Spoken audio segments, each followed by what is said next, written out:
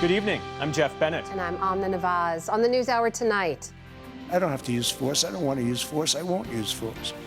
President Trump softens his threats to take over Greenland and backpedals on new tariffs against Europe.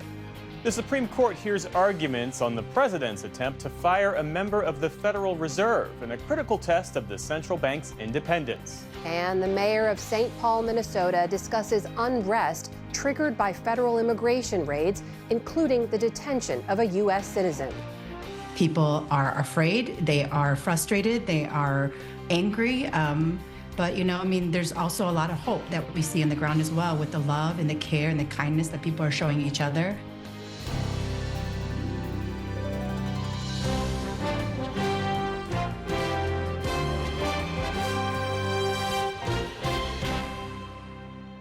Major funding for the PBS NewsHour has been provided by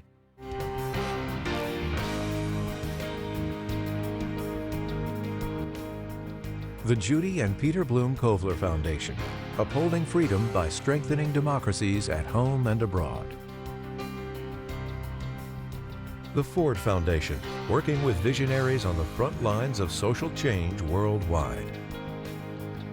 Friends of the NewsHour, including Nell, Martha, and Mary Minow, in honor of the life and legacy of their parents, Newton and Josephine Baskin Minow, and Julie and Robin Powell, through Fidelity Charitable.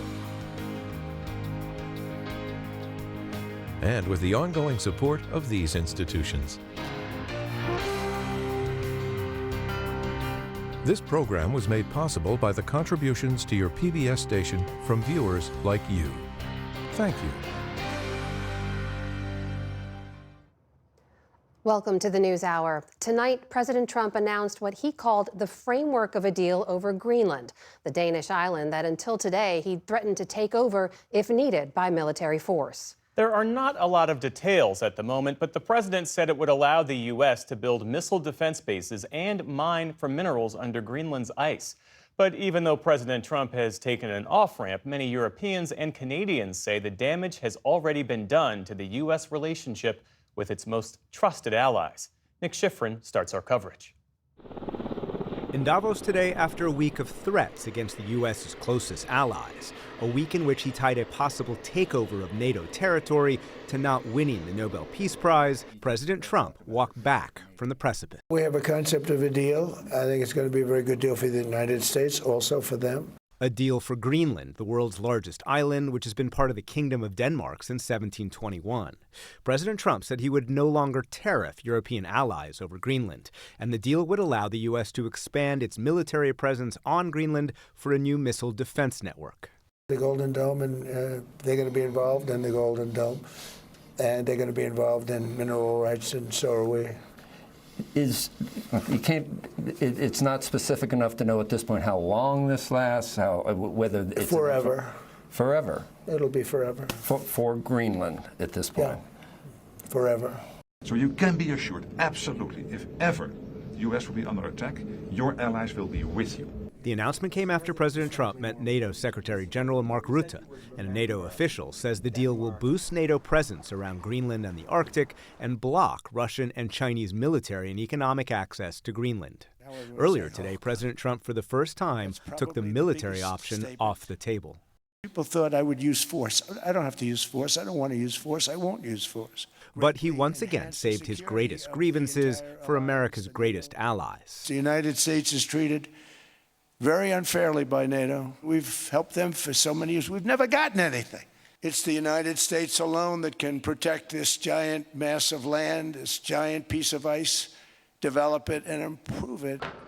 Never mind that Greenland and Denmark insist the island is not for sale. For the first time, binds this country to a military agreement during days of peace.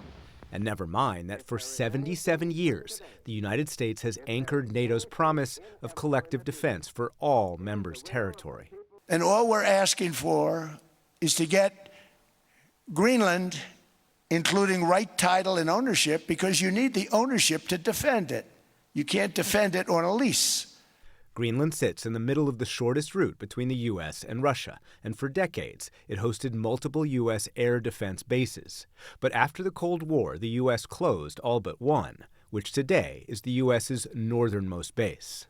Greenland is sitting undefended in a key strategic location between the United States, Russia, and China. The threat of additional tariffs for security reasons is simply wrong. But Trump's threats have deeply damaged transatlantic trust, leading European Commission President Ursula von der Leyen today to argue the U.S. is shooting itself in the foot. If we are now plunging into a dangerous downward spiral between allies, this would only embolden the very adversaries we are both so committed to keeping out of the strategic landscape. Mark Carney. And yesterday, of all countries, Canada suggested a new world order in which relatively smaller countries resist the superpowers, even neighbors. Let me be direct. We are in the midst of a rupture, not a transition. The middle powers must act together because if we're not at the table, we're on the menu. We shouldn't allow the rise of hard power to blind us to the fact that the power of legitimacy, integrity, and rules will remain strong if we choose to wield them together. So even if there is a Greenland deal, this week perhaps finally proved that Trump's art of the deal and pressure tactics threaten the U.S.'s oldest alliances. For the PBS NewsHour, I'm Nick Schifrin. And for perspective now, we turn to Rebecca Heinrichs, a senior fellow at the Hudson Institute. That's a think tank in Washington, D.C. Thanks for coming in. Good to be here. Thanks for having me. I want to start with your reaction to President Trump today, calling off tariff threats he had issued to help secure ownership of Greenland while also backing away from a military invasion of that territory. Right. So I think two big points. It was clear to me during his speech at Davos that he wanted to disabuse anybody of the notion that the United States was credibly thinking of using military force against Greenland. And the other thing I think is important is that President Trump threatened these tariffs against these particular allies in response to what he perceived as those allies potentially threatening the United States. It was clarified that the reason those allies were deploying troops there was in response to President Trump alerting them to the threat from Russia to Greenland, so they were responding within the alliance framework.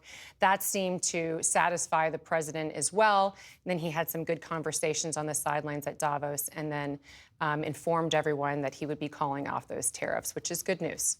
To what degree, though, is this just a tactical reset after blowback from the markets and from allies?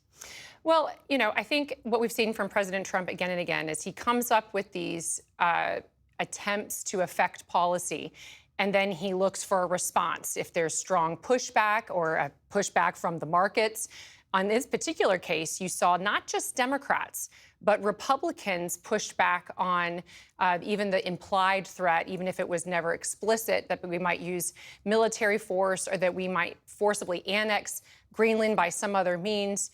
We saw that pushback coming from the House and the Senate. So I think President Trump received all of that, took all of that in. There was a couple of different polls across the American people.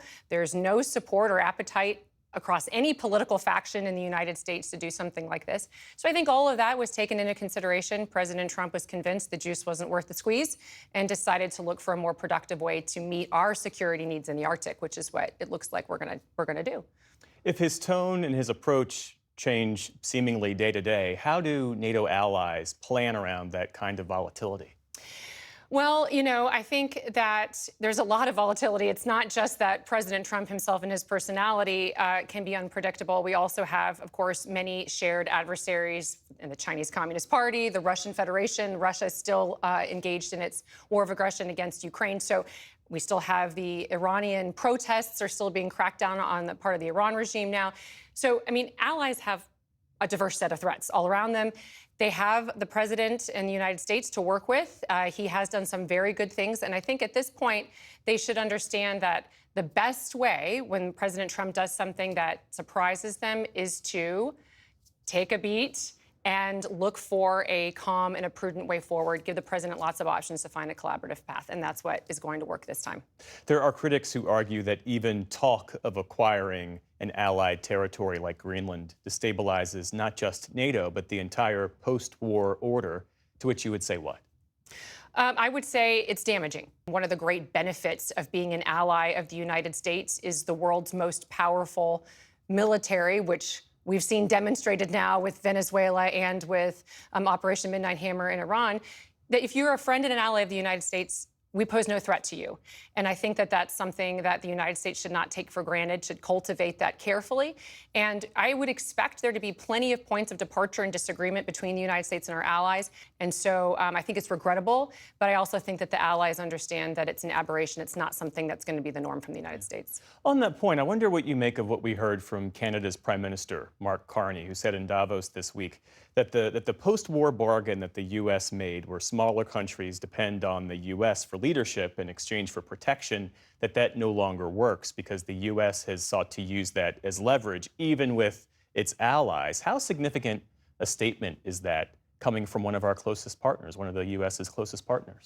Well, you know, there was lots in that speech from Carney. I would say that some of it, I think, is understandable, that he would be frustrated. But there's parts of it that I kind of left my head, you know, scratching my head and thinking, this sounds to me sort of like Angela Merkel, the former chancellor of Germany, who really didn't understand how to navigate the Trump era during the first administration and made some serious strategic errors for Germany and for Europe at large, including maintaining close relations with Russia and relying on Russian energy, or looking for investments in China, which of course is what Carney said in his speech, that, you know, if we care about the rule of law, if we care about national sovereignty, we care about pluralism and freedom and liberty of the individual person, you don't hedge towards the Chinese Communist Party.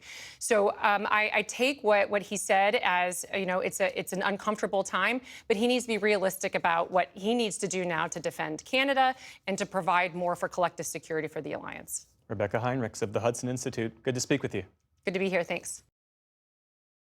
For a deeper look at President Trump's speech in Davos today and what it signals to the rest of the world, we return to our On Democracy series, which explores the laws, institutions, and norms that have shaped America and the pressures they face today. Tonight's conversation is with Pulitzer Prize-winning journalist and historian Anne Applebaum, who's also the host of The Atlantic's Autocracy in America podcast.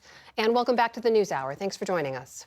Thanks for having me. I want to talk to you about the events of the last 24 hours. Just as a quick note of transparency, because we're speaking about Europe and our allies so much, we should note your husband is currently the foreign minister of Poland. But moving into your field of work here and your expertise, I just want to get your reaction to what we've seen in the last 24 hours. President Trump going into Davos, threatening U.S. military action in Greenland, threatening potential tariffs against European allies, walking both back on the ground and saying there's a potential framework deal. What do you make of that? I think the most important speech at Davos that has been made was the one made by the Canadian Prime Minister Mark Carney, and he used the word rupture. He said, this is not a moment of transition, it's a moment of rupture. Everything is changing. And actually, the substance of President Trump's speech doesn't really change that feeling. The feeling of American allies that the United States that they knew for so long has changed in some fundamental ways. That the principles of collective security, which bound all of us together for a long time, are no longer valued, or at least not as valued as they once were in Washington, and that new alliances and new kinds of relationships and organizations and institutions are going to have to be created to meet this moment. You saw that remarkable speech from Carney. We also saw other longtime allies across Europe really start to chafe and push back against that growing pressure from Trump in recent days. When you look at the transatlantic alliance, has it been bent but not broken? What is happening there in your view right now? I don't think bent and broken are the right metaphors. It's evolving. The president's national security strategy made it clear that the United States doesn't see itself necessarily linked to its old allies in the way that it once was. It's very skeptical, specifically of Europe and of the nature of European liberal democracy. And everybody's got the message, and they understand that now Europe will need to act independently economically, that seeking to mollify or even bribe the president, which some countries have tried to do, doesn't succeed, that Europe needs to have economic sticks, and of course that Europe needs independent security. It's actually gone quite a long way in that direction already. Remember, the Europeans are now almost the sole supporters of the Ukrainians, both financially and militarily.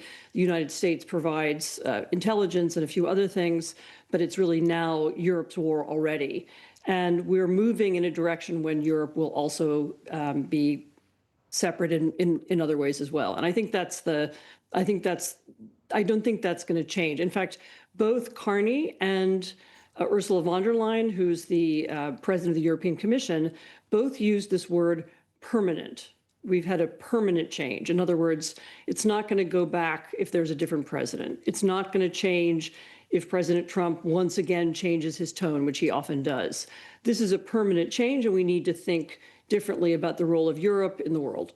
Separately from Europe and from our transatlantic alliances, you wrote recently in The Atlantic about this idea of American dominance that we hear from President Trump, this apparent return to the policy of spheres of influence, right, where major powers sort of dominate their own backyards and neighborhoods. You wrote in that piece, far from making us more powerful, the pursuit of American dominance will make us weaker, eventually leaving us with no sphere and no influence at all.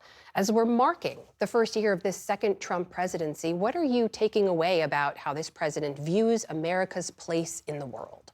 So there's sometimes a conflict between what President Trump says and what his advisors say. So you have to be careful about talking about a Trump doctrine or Trumpism.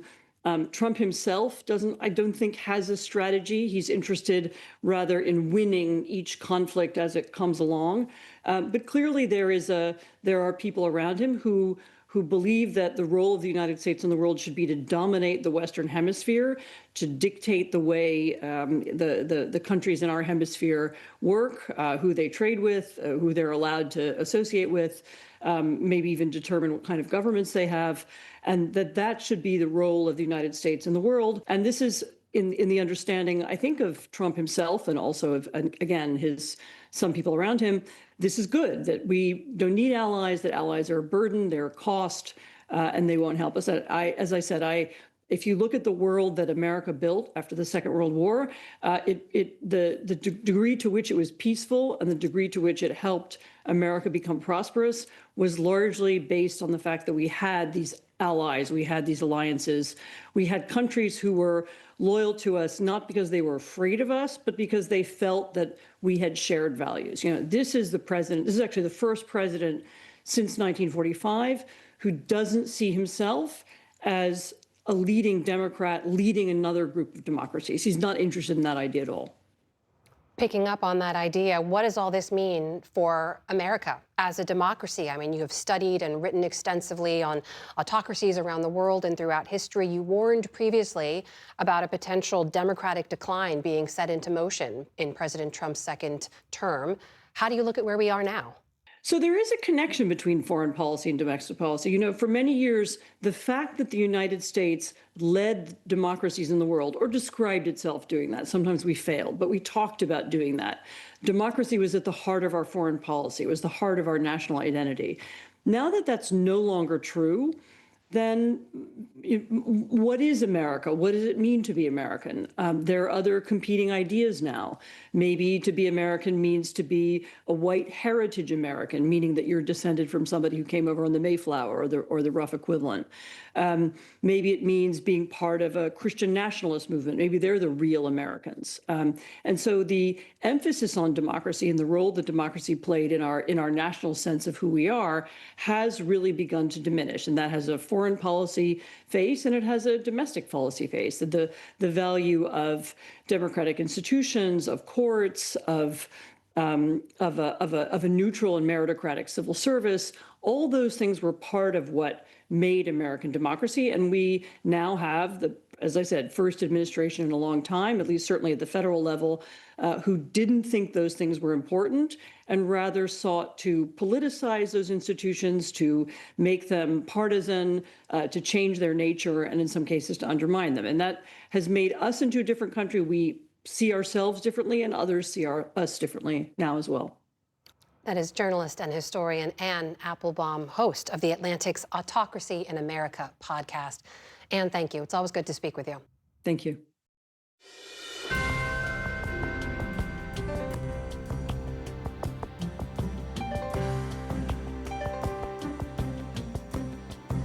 In the day's other headlines, much of the country is bracing for what weather officials are calling an expansive weekend winter storm as frigid temperatures and snow are hitting the Great Lakes and parts of the Northeast. So-called lake effect snow is already pummeling places like upstate New York, causing whiteout conditions on the roads. By Friday, Arctic air will reach farther south, with more than 24 states expected to see some combination of heavy snow, freezing rain, and ice through Sunday. Forecasters warn the weather could knock out power and heat to hundreds of thousands of Americans and disrupt travel for days. Nearly 20 nations have now said they will join President Trump's Board of Peace. That's according to an Associated Press tally. Saudi Arabia, Turkey, Egypt, Jordan, Indonesia, Pakistan, Qatar, and the United Arab Emirates issued a joint statement today saying they've accepted Trump's invitation. Earlier, Israel's Prime Minister Benjamin Netanyahu said he would join after his office initially objected to the makeup of its members. And Italian Prime Minister Giorgia Meloni says Italy needs more time to consider the invitation due to constitutional concerns, but she remains open to joining. Meanwhile, Sweden and France said today they won't take part. A court in Japan sentenced the man who killed former Prime Minister Shinzo Abe to life in prison today. Tetsuya Yamagami admitted to assassinating Abe during a campaign event in 2022 in a bid to expose ties between Japanese politicians and a controversial South Korean church. The 45-year-old is said to have blamed the Unification Church for his family's financial problems after his mother began making massive donations and neglecting her family. Yamagami's lawyer said the sentence was regrettable and did not take into account his client's difficult upbringing. The aspect most closely tied to the motive for this crime is, to put it simply, the misery he endured since his minor years due to his mother joining the Unification Church. Yamagami's lawyers say they'll consider an appeal after consulting with their client. A judge in Virginia has temporarily blocked government officials from reviewing materials seized from a Washington Post reporter's home last week. The raid was part of an investigation into a Pentagon contractor who's accused of illegally handling classified information. The Post has also asked a federal court to force the government to return electronics taken from her home, writing that, quote, the outrageous seizure chills speech, cripples reporting, and inflicts irreparable harm every day the government keeps its hands on these materials. A hearing is scheduled for February 6th. A Texas jury heard closing arguments today in the trial of one of the first officers on the scene of the Uvalde school shooting in 2022. Prosecutors urged the jury to convict former schools officer Adria Gonzalez for failing to protect children that day. That if you have a duty to act, you can't stand by while a child is in imminent danger. Gonzalez has pleaded not guilty to 29 counts of child abandonment or endangerment. His attorneys argue he was not responsible for the shooting that left 19 children and 2 teachers dead. The memory of those children that I agree should be honored is not honored by an injustice in their name. It's not. Gonzalez is one of nearly 400 officers on the scene at Robb Elementary School. It took more than an hour for a team to breach a classroom and kill the gunman. Astronaut Suni Williams, whose extended stay at the International Space Station grabbed worldwide headlines, has retired after 27 years at NASA. Williams and her crewmate, Butch Wilmore, were meant to spend a week in space in 2024, but problems with Boeing's new Starliner capsule extended their stay to 9 months. Williams visited the ISS 3 times and holds the women's record for the most spacewalking time with more than 62 hours. Separately, a Russian cosmonaut still on board the space station posted this stunning footage of the Northern Lights from earlier this week. He said it felt like they were sailing inside the light. Nathan's Famous Hot Dogs is being sold to packaged meat giant Smithfield Foods in a deal worth $450 million. The Coney Island icon started as a stand more than a century ago, selling 5-cent hot dogs. More recently, it's faced pressure from rising prices. Shares of Nathan's closed more than 8% higher after the news. Elsewhere on Wall Street today, investors cheered news that Trump's tariff threats over Greenland may be fading. The Dow Jones Industrial Average gained nearly 600 points. The Nasdaq jumped around 270 points. The S&P 500 recovered about half of yesterday's losses. And pop superstar Taylor Swift is among this year's inductees to the Songwriters Hall of Fame.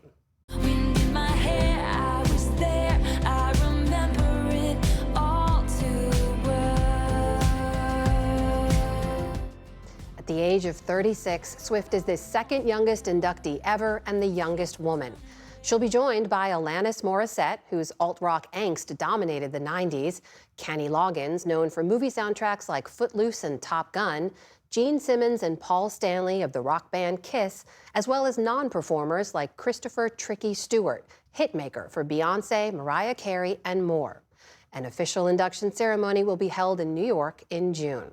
Still to come, on the NewsHour, the mayor of St. Paul, Minnesota discusses protests in response to President Trump's immigration crackdown. We examine how the affordability crisis has evolved a year after President Trump took office. And a new exhibition explores the unexpected connections between art and sports. This is the PBS NewsHour from the David M. Rubenstein Studio at WETA in Washington, headquarters of PBS News. The U.S. Supreme Court heard arguments today in a landmark legal battle centered on President Trump's efforts to shape the Federal Reserve in his image. Our justice correspondent, Ali Rogan, has more on the case that could threaten the independence of the nation's central bank. Ali? Jeff, you may recall it was a key moment in the president's standoff with the Federal Reserve. Back in August, President Trump posted on his social media platform that he was firing one of the central bank's governors, Lisa Cook, alleging she'd committed mortgage fraud. But Cook, who was appointed by President Biden, sued Trump to block her removal, claiming her firing was illegal, and lower courts have blocked her dismissal. A majority of the justices had tough questions today for Solicitor General John Sauer, expressing skepticism about the rushed nature of the case and Cook's lack of recourse.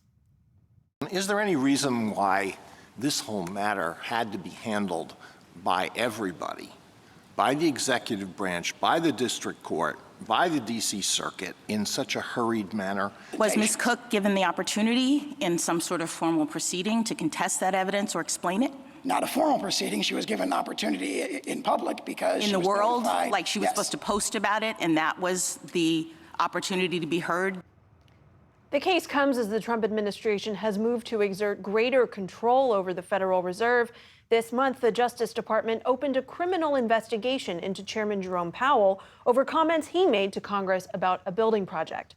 For analysis on today's argument, we're joined now by NewsHour Supreme Court analyst and SCOTUS blog co-founder Amy Howe and David Wessel, director at the Hutchins Center on Fiscal and Monetary Policy at the Brookings Institute. Thank you so much, both of you, for being here. Amy, this case has massive implications for the independence of the Federal Reserve. What were the key questions that were being looked at today, and what are your major takeaways? So the key questions, as a really technical matter, the questions before the justices was simply whether to leave in place an order by a federal judge in Washington, D.C. that leaves Lisa Cook in office. This case came to the Supreme Court on its emergency docket. The Trump administration was seeking permission to fire Cook and asking the justices to put this order by U.S. District Judge Gia Cobb on hold. And after nearly 2 hours of oral arguments today, the justices seemed inclined to leave Cook in office, to turn down the Trump administration's request to pause Cobb's order. The real question is how they are going to do it. Are they going to just send the case back to the lower courts and let the litigation play out there? Or are they going to try to resolve some of the thorny issues that are in play? Things like, what does it mean for the president to fire someone for cause? Can courts review a president's determination that he has fired a governor of the Federal Reserve Board for cause? What kind of process is someone entitled to before she can be fired? And the justices really sort of weren't sure. Several of them seemed inclined to send the case back to the lower courts. Chief Justice John Roberts, on the other hand, seemed to suggest that the court maybe should go ahead and decide the case right now. Yeah, it was interesting, David. Some of the conservative justices seemed to engage in some of those thorny questions that Amy was talking about. Justice Kavanaugh raised concerns about what this attempted dismissal could mean for the Fed's independence. He said that if the president alone can determine whether somebody can be removed for cause and what that cause is, that could, quote, weaken, if not shatter, the independence of the Fed. Why is the independence of this body so important? So the argument is that politicians, if they set interest rates, will tend to set them too low in order to get more growth now and at the cost of more inflation later. And so the US and other major capitalist democracies have decided it would be better to have an independent central bank that is insulated from that political pressure. The Fed has a mandate set by Congress, maximum employment and price stability, and Congress has said, you guys decide what's the best interest rate to achieve that goal. And we've heard from a number of bankers, economists had written briefs in favor of Lisa Cook today, saying why this would be such a bad idea. Why is there so much concern now over the firing for cause of just this one person on the Board of Governors? If President Trump gets his way, he will be able to fire any Fed governor for anything he deems is cause. The administration argues that the courts can't even review that. So, for instance, his attacks on Jay Powell, the Fed chair, over the building, of the Fed's handling of the building, not its finest hour, by the way, could become perhaps a reason to fire him for cause. And if the president can get rid of all seven members of the Federal Reserve Board, he would have control. In fact, one of the questions that lawyers were asked today was, well, if we let Trump do this, will his successor just do the same and get rid of all the Trump appointees? In the Supreme Court, Amy, has had to weigh in on a number of these sort of existential questions this term. They've looked at different ways the president has tried to exert control. They heard a case just this month, last month, about Rebecca Slaughter, a member of the Federal Trade Commission whom Trump had dismissed. How is the court grappling with Trump's efforts to reshape the federal government in this major way? So up until the case of Lisa Cook, the Supreme Court has greenlit Trump's efforts to remove the heads of independent multi-member agencies. And so most of that has happened on the court's emergency docket. The Supreme Court has given the okay to the Trump administration to fire members of the National Labor Relations Board, the Merit Systems Protection Board, the Federal Trade Commission, the Consumer Product Safety Commission, even though there are similar statutes that only allow the president to remove officials at those agencies for cause. And then the Supreme Court heard oral arguments, as you said, in December in the case of Rebecca Slaughter, a commissioner on the Federal Trade Commission whom Trump fired, and they seemed inclined to rule in favor of the Trump administration. So in one of the orders on the emergency docket, the Supreme Court rejected an argument that members of the NLRB and the MSPB had made that said, you know, if Trump is allowed to fire us, what happens to the Fed? Because the statutes are similar. And the Supreme Court in that case said, essentially, the Fed is special and don't worry about the Fed. And so the case of Lisa Cook today suggests that the Supreme Court does regard the Fed as special. Yeah, we are now worrying about the Fed. David, last question to you. Today's arguments, of course, were part of a longstanding, just the latest in a longstanding effort by President Trump to take on the Fed. We mentioned the investigation into Jerome Powell. It's hard not to look at these things all in concert together. Are they all of a piece, or should we be looking at them discretely? They are definitely all of a piece. I mean, as Amy pointed out, the court has a hard time here to explain why the Fed is special. I can argue why the Fed is special, but I don't have to make a legal argument.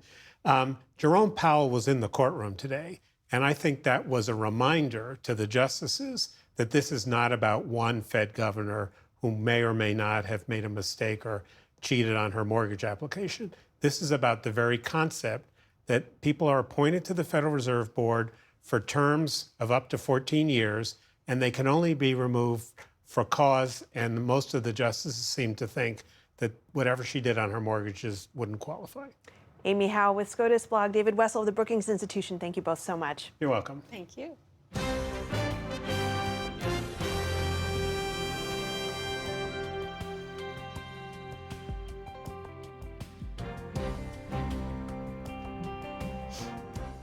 The Trump administration is ramping up its aggressive approach to immigration as it begins its second year. The Associated Press reported today that an internal memo shows some new federal immigration officers have been trained to forcibly enter homes without a judge's warrant.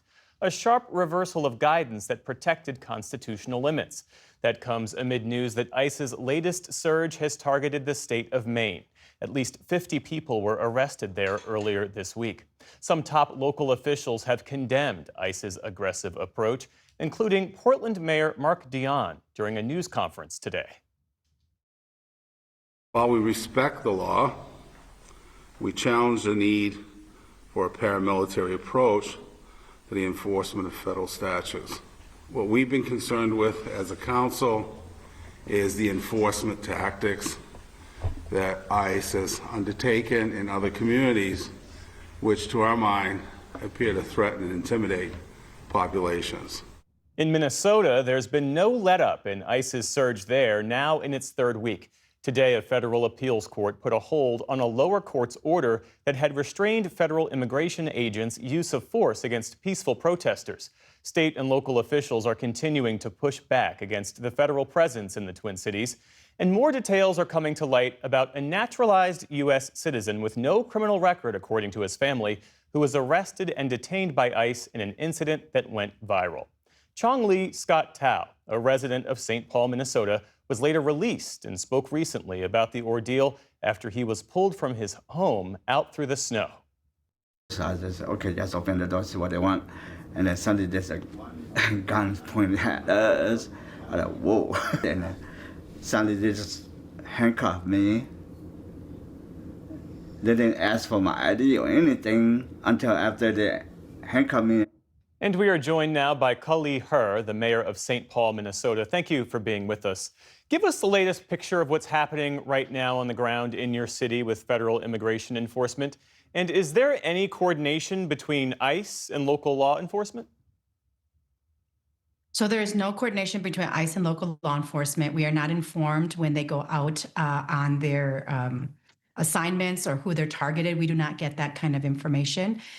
And I think that that is what is causing the environment on the ground right now. People are afraid, they are frustrated, they are angry. But, there's also a lot of hope that we see on the ground as well with the love and the care and the kindness that people are showing each other. And so, I feel hopeful about what can be the outcome, even if it feels like there's despair all around us right now.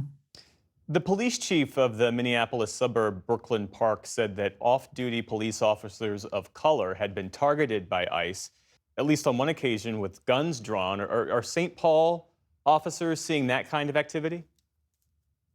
Well, we are seeing accounts of off-duty officers being stopped by ICE. This is not an isolated incident of, in the Brooklyn Park area. We have heard accounts across the state of law enforcement being stopped by ICE. I also want to ask you about this incident in St. Paul where protesters disrupted a church service where one of the pastors is an ICE official. At this moment, when tensions are already high, do you believe entering a house of worship during a service is an acceptable form of protest, or does that cross a line? There is an active investigation into that situation. Police did arrive on the scene, but by the time they got there, the individuals who disrupted the service were already gone. So I can't expand too much on really that particular situation, but I will say that for me personally, I am somebody who's a person of faith. I'm a Christian. I think that places of worship are sacred spaces. But I've said this before, is that, if our federal government and our friends from the other side of the aisle want us to respect sacred spaces, which I believe a church is, and a place of worship is a sacred space, that means that we have to also respect other spaces, such as hospitals, places of which people are needing to get exams or needed to be treated because at the hands of ICE have been injured. That means that schools where children are present should be off limits. And so I think that it is really important that if there's going to be call for respecting sacred spaces, then our federal government and the agents of the federal government should be respecting those sacred spaces as well. That is the only way that we're going to bring calm and order back to our city, is if everyone on both sides of the spectrum agree that they're going to respect sacred spaces. You are among a number of Democratic state and local officials to receive a Justice Department subpoena tied to an investigation into alleged disruption of ICE operations. What's your reaction to being subpoenaed, and how will your office respond? Yeah, I wasn't surprised by it. Our Our president has stated very clearly that that there's retribution to be paid by states and municipalities that do not agree with him. And so, but we remain committed to protecting our residents, our neighbors, and our communities. It doesn't change the process or our actions moving forward. But yeah, I wasn't surprised by it. How do you intend to respond? I mean, we are having our legal team look at it right now. I mean, we are law-abiding citizens. We will comply with the subpoena, but, it doesn't mean that it's lawful what has been done and what we've been served with. But, we will comply and we will work with our legal team to figure out the best steps forward. What do you want people to know about what's happening in your city right now and how the folks you represent are responding?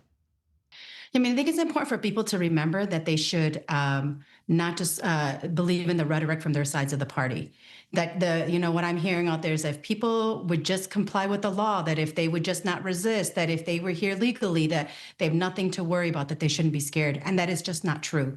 I mean, ICE has made it very clear, the federal government, HSI has made it really clear that anybody in the path of anything that they're, any task that they're executing on or any mission that they're executing on, in that they are fair game. And so we are allowing people to target based on the way someone looks and the way that they sound.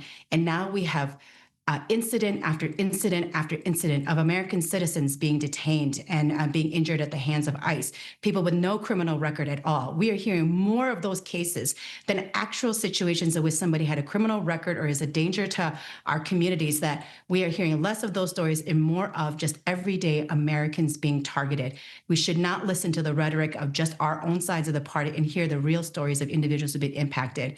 And I want people to know that this administration can punish our city and can punish our state, but they will never break our spirit, and that we will show and continue to love each other and create networks to support each other, and that we will continue to show kindness to those who are the most hurt by what this federal government is doing. We will continue to be Minnesotans. Kali Herr, the mayor of St. Paul, Minnesota. Thanks again for your time this evening. Thank you for having me.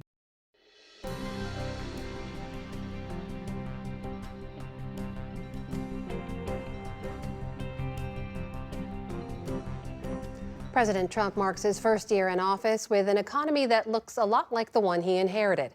Low unemployment, strong consumer spending, and inflation gradually improving. After year one of the second Trump presidency, inflation has slightly decreased and currently sits at 2.7%. Tariff revenue soared to more than $200 billion after a sweeping slate of new levies in April, but the trade deficit still totaled over $1 trillion. Hiring slowed significantly, with 2025 the slowest year for job creation since 2003. But the economy proved resilient, and GDP grew by 4.3% in the third quarter last year, the biggest jump in 2 years. At yesterday's White House briefing, President Trump hailed his policies and hit on the #1 issue for Americans: affordability. We have taken a mess and made it really good. It's going to get even better. But if you look at prices from a year or a year and a half ago, you look at the Biden prices, they were way up through the sky. And, they use the word affordability. They just say affordability and they don't talk about it. They created the affordability problem, and we are solving it.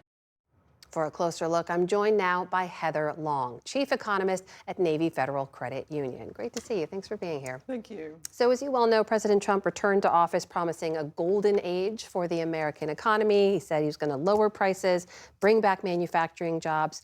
Big picture, overall, how is he doing on those promises? Well, it's incomplete, let's call it. There's been some movement on inflation, but not a lot. And that's why Americans are still really frustrated with the economy. And in particular, on this affordability issue, some of the costs in the past year, like electricity, grocery prices, and healthcare, are starting to rise. And these are basic items that really hit home for a lot of American budgets.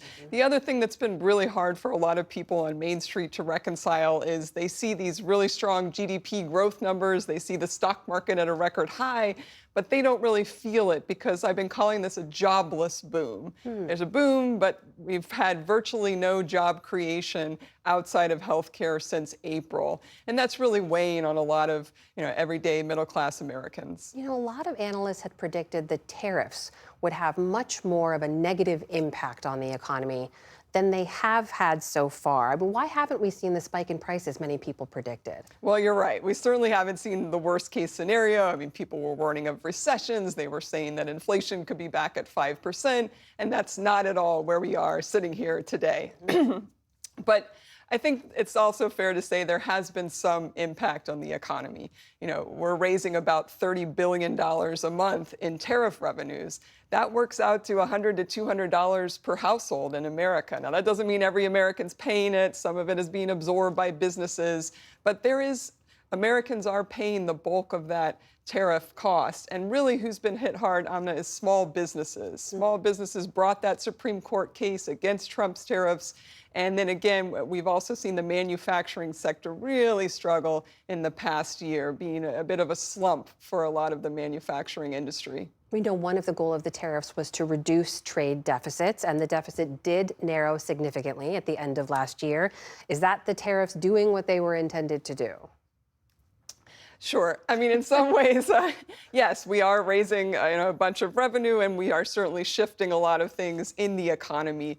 But I think if the real goal here is to create an industrial boom and to bring jobs back to the United States, we are not seeing a lot of evidence of that so far. And certainly a lot of Americans are frustrated that if you've gone shopping for a sofa in the past year, I feel sorry for you. You know, people can really start to see some of the areas like appliances or household furnishings or electronics. And I can tell you in our data at Navy Federal Credit Union, we've seen this massive shift of Americans spending more at Costco and Walmart and Sam's Club and Aldi, all these warehouse and discount retailers, because they are feeling the strain. One of the major significant accomplishments the president's touted from his first year was the passage of that big, beautiful bill, including those big tax breaks and tax cuts. He even mentioned it in his remarks at Davos. Have we seen the impact of that already, or will most of that come in this year? It's coming, and it's coming really soon here in the tax season. People will be getting larger tax refunds, on average about $600 larger. And look, that's meaningful money right now, particularly to the middle-income families and to more moderate-income families. This will be a big boost to the economy this year, both the corporate and the individual tax reductions. And that's why a lot of economists think 2026 will be a hot economic year, at least for growth. You know, looking at growth, maybe 2.5 to 3% this year, which is very strong. But the big question is what we've been talking about. Will middle-class families feel it this year? Well, on this issue of affordability, which is the #1 issue for Americans, you mentioned a mixed picture there when it comes to different prices, price of gas coming down, other goods, milk, bread, beef going up. You add to that rising healthcare premiums, which you mentioned, the enhanced subsidies that expired. Have we seen this administration yet do enough to tackle those issues, the everyday cost and affordability issue for Americans? I think we're starting to see them recognize it and pivot to it, which is encouraging. But so far, a lot of the things that they've suggested in these areas, they seem a little bit small potatoes to me. And I think you look at housing affordability, you know, one of the #1 issues of young Americans. And they've thrown out things like, okay, maybe you can borrow money from your 401k for the down payment, or maybe we could do a 50-year mortgage. And again, a lot of these things, they're very small impact. What we really need in the United States is more housing supply. We need a construction boom, build homes, particularly smaller homes, townhomes, duplexes, homes on smaller lots like they have in Houston. We are capable of doing this, but we really need effort from Congress and the president to make this the year of housing affordability. Heather Long, Chief Economist at Navy Federal Credit Union. Good to talk to you. Thanks for being here. Thanks a lot.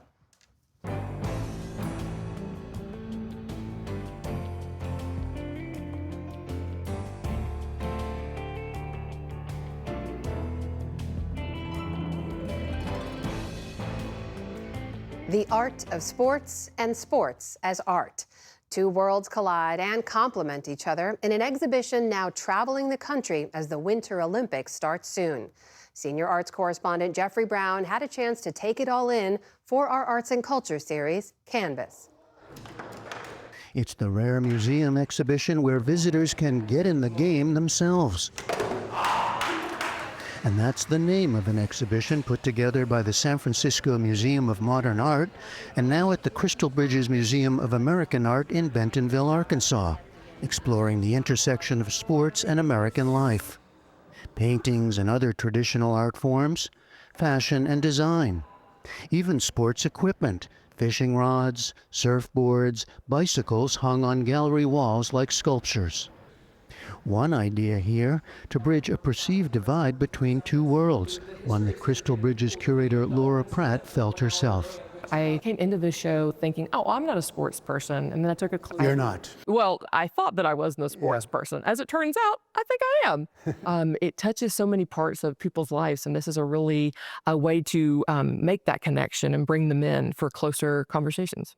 There's the spectacle and effort. Homages to key figures in sports history, such as Althea Gibson. Also explorations of gender and race, as in Deborah Roberts' Red, White, and Blue. And health and violence, CTE brain scans drawn in charcoal by Sean Leonards. Jennifer Dunlop Fletcher was one of the San Francisco MoMA co-curators. Throughout the development of the exhibition, we started to see so many more parallels than we thought possible between sports and art. Derek Forger has a beautiful painting in the exhibition called Open Swim, and that was really about the limited hours that Black citizens had to the public pool, 1 hour a day versus 7 hours a day. Many of the artists both note a personal connection to sports, as well as just seeing a cultural aspect where sports are permeating so many different aspects of contemporary culture. There's a different kind of battle in Hank Willis Thomas's quilt of team jerseys, a takeoff of Picasso's famous anti-war painting, Guernica. Indigenous artist Jeffrey Gibson embellishes a punching bag with beads and Native American regalia in a work titled What We Want, What We Need. A number of the artists in the exhibition have themselves also been competitive athletes. One is Savannah Leaf, a star collegiate, professional, and Olympian volleyball player who's now a film director and video artist, with a work here titled Run. To her, connecting art and sports comes naturally. From like the creation of and the intuitiveness of being an artist, like what it's like to be on the court as a volleyball player. It's like very much you have to be physically present in the moment while also reacting and responding to all the problems that unfold. And I think that feels very much like being an artist. There's things that aren't the same. You're not trying to win the artwork, are you? Exactly. Like you can't be competitive with in art, you can't be in the same way competitive with someone else. But the creation of a project can feel very similar at times. Leaf noted how the exhibition highlights the gains of women in a variety of ways. Thinking about, women not even being able to play sports for a while, and then as society changes, also women have people are starting to invest now in female athletes a lot more than they ever did before. And so you can kind of see that in parallels. And I think the art is kind of like a greater reflection on that and allows us to kind of step back and analyze all of those shifts and changes. Crystal Bridges curator Laura Pratt brought us to an athlete artist of an earlier time, Ernie Barnes, a child of the segregated South who became a professional football player and successful artist. His teammates called him Big Rembrandt. Ernie Barnes is such a perfect example of the integration of art and athletics, and he was born in such a pivotal time in both cultural and sports history. He was able to get that real life experience, but he was so dedicated to his craft as an artist and taking those experiences and translating it into his paintings. There are lighter moments here, including Gene Shin's Altered Trophies Everyday Moments. Awards given for sewing, pushing a stroller, a trophy for everyone. And creating an exhibition for everyone was also a key part of this. The hope is that we attract more people in, people who thought that they would never find something relevant in a museum, and get them to here for a show that shows there's actually a lot in common between these areas. So some of this is about bringing more new people into a museum. Yeah, absolutely. So thinking about people who've never been in an art museum, but also there's also an opportunity for all of our art-loving guests to experience art in new ways and with topics that they might not have thought of. Take in the art, the issues and ideas, and on an elongated foosball table created by Mauricio Catalan, see if you too can score a goal. Get in the Game moves to the Perez Art Museum in Miami in mid-March. For the PBS NewsHour, I'm Jeffrey Brown at the Crystal Bridges Museum of American Art in Bentonville, Arkansas.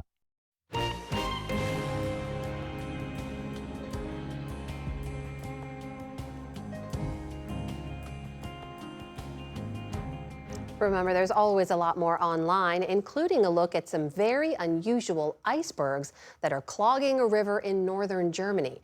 You can see that on our Instagram. And that is the NewsHour for tonight. I'm Jeff Bennett. And I'm Amna Nawaz. On behalf of the entire NewsHour team, thank you for joining us. Major funding for the PBS NewsHour has been provided by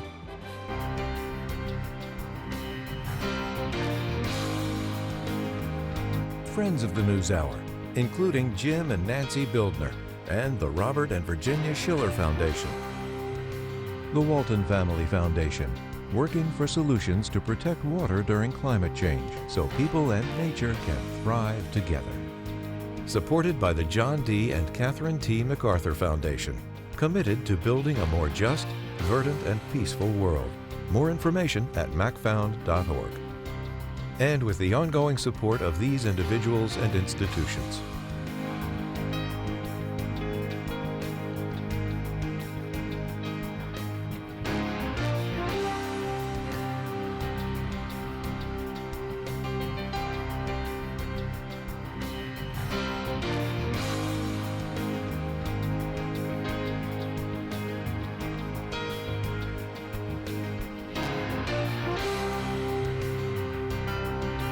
This program was made possible by the contributions to your PBS station from viewers like you. Thank you.